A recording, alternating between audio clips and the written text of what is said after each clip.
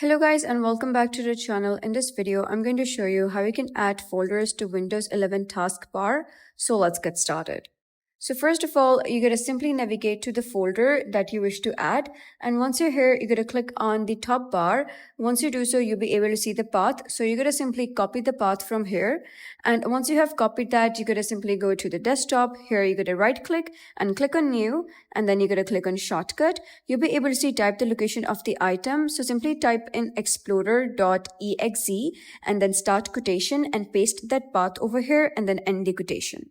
After that, click on next. And here you're going to type the name for the shortcut and click on finish, and you'll be able to see the shortcut folder appear. Now you're going to simply drag and drop it onto the taskbar, and once you do so, you'll be able to see the shortcut of the folder has been added to taskbar. So whenever you open the PC, you're going to simply click on the folder from the taskbar and you're good to go.